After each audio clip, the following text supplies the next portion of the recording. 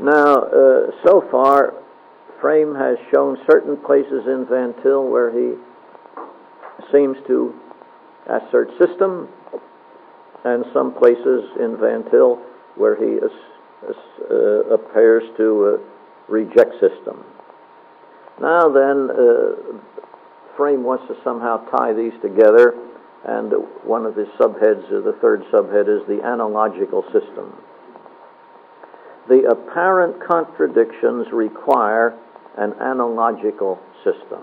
Quote, analogous reasoning is reasoning which presupposes as its ultimate basis the reality of the biblical God. Let me read this definition of analogical reasoning again. Analogous reasoning is reasoning which presupposes as its ultimate basis the reality of the biblical God. Well, I don't know why insisting on the reality of the biblical God makes your reasoning analogical, but that's what he says. Well, to go on, God is both the source and the interpreter of all facts. Quote, man does not ultimately determine the nature and meaning of the world. End of quote. Which is a very trivial statement to make. I mean, nobody denies it. Man does not ultimately determine the nature and meaning of the world. We think God's thoughts after him. And he also says we reinterpret. We don't interpret the world on our own. We reinterpret it. And he says we think God's thoughts after him.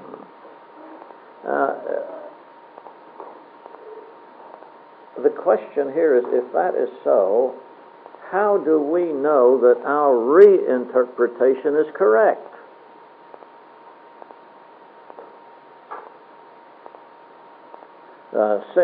Since God is omniscient, I suppose every theologian who is even halfway orthodox would say that our thinking must conform to God's thought if it is to be true. But how do we know our reinterpretation conforms to God's thought? Well, Frame goes on with something that amuses me a little bit. You'll find this on page 313 of his little booklet.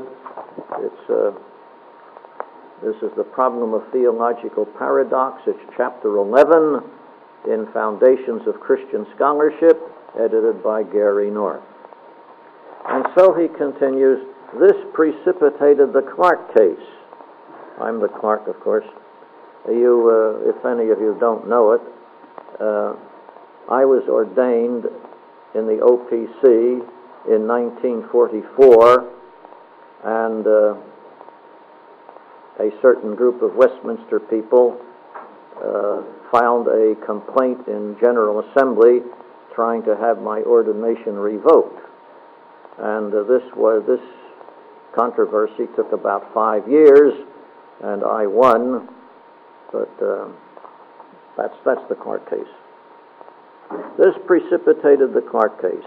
It had to do with Van Til's statement that there is no identity of content between what God has in mind and what man has in mind. Now those words come from Frame. The actual words, Van Til's words, and Kushki's, and several others who signed the complaint, the exact words are,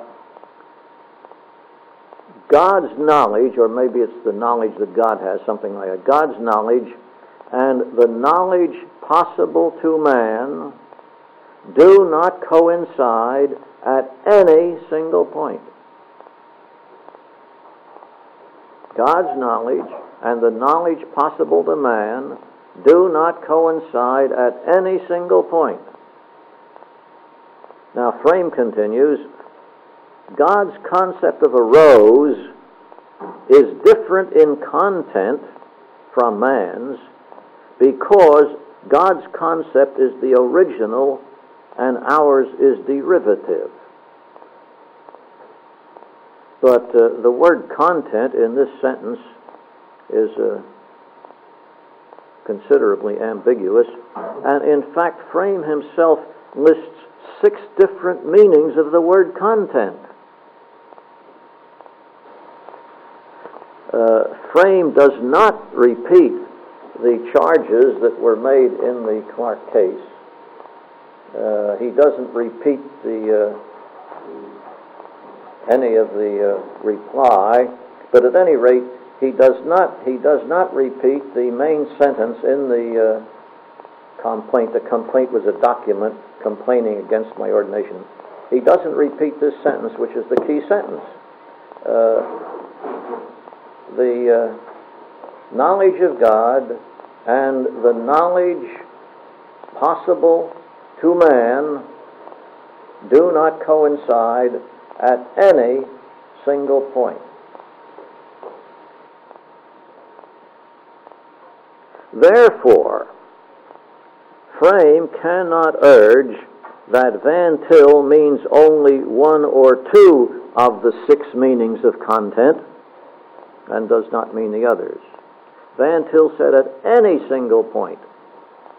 And if Frame comes along and says, well, there are 6 meanings of content, and maybe man's knowledge and God's knowledge coincide at 1 or 2 of these 6, but not the others, that is ruled out by Van Til. He said not at any single point. And hence it's useless for Van Til to say that the word content has 6 different meanings.